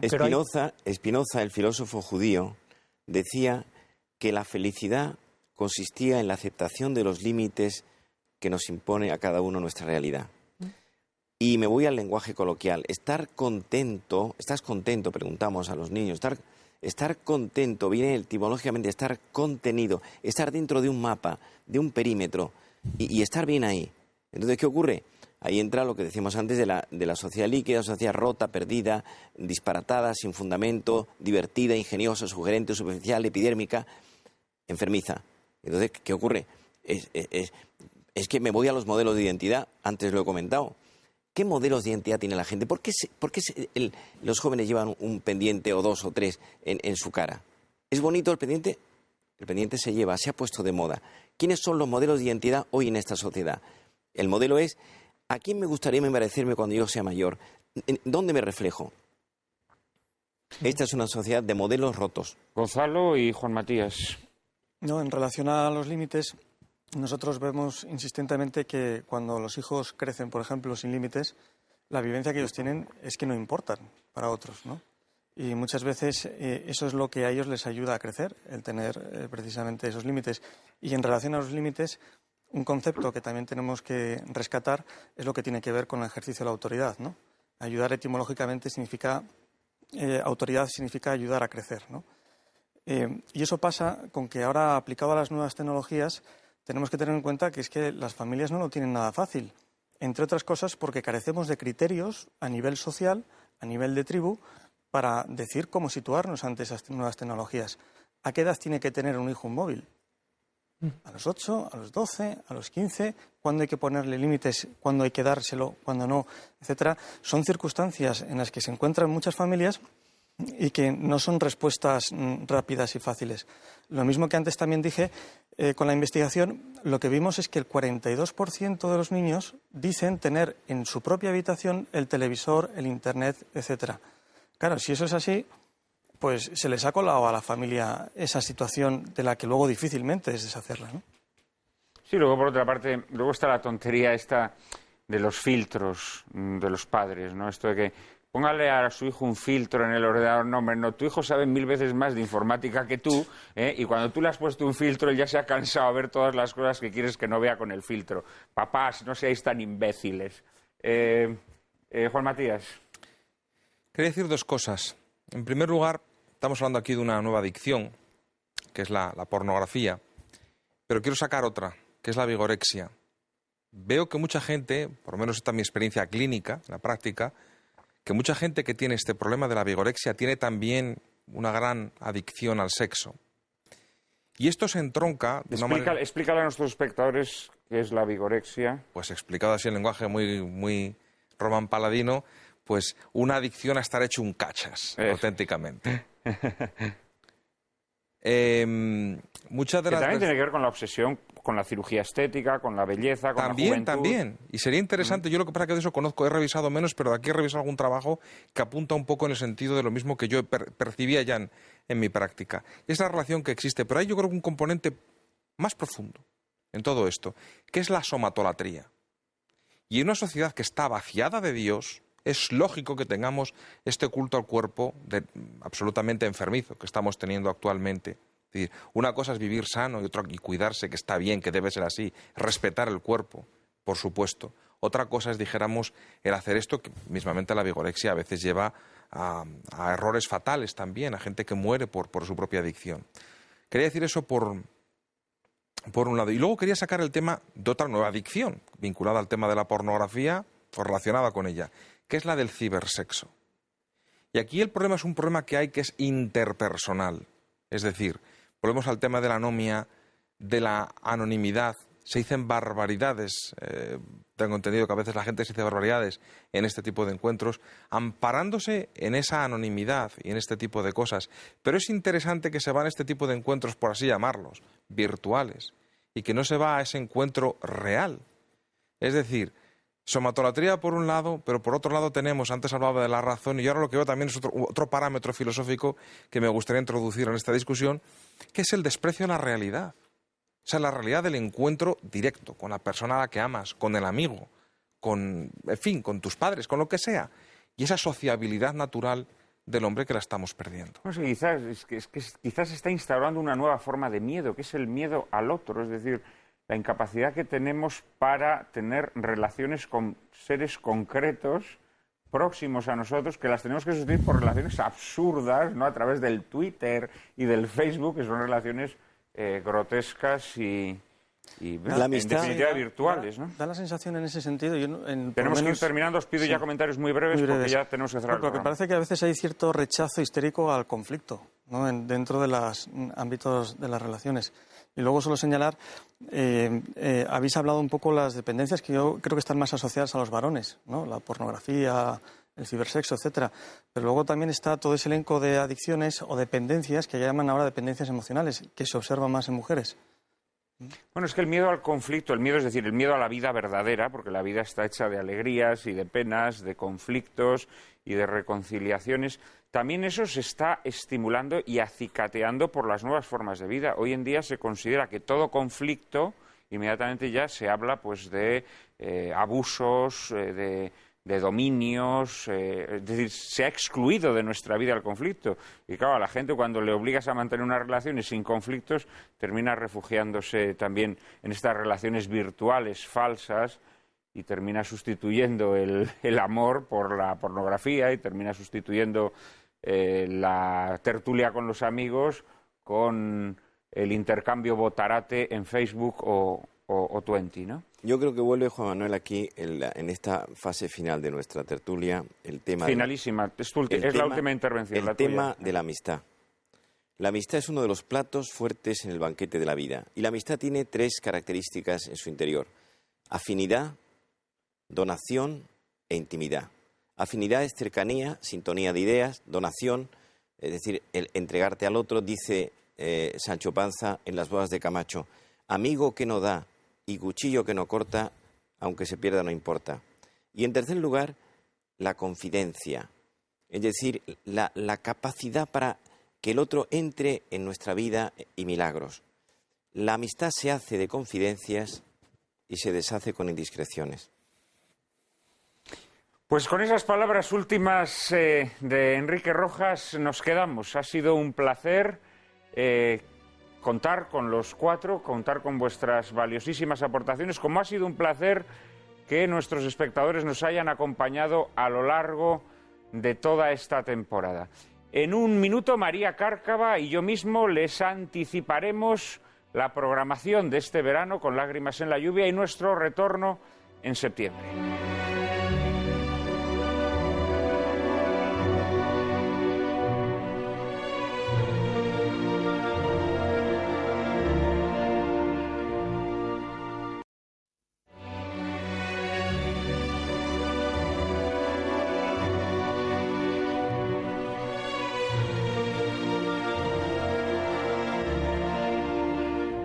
Bueno, Cárcava, esto se acaba, ¿eh?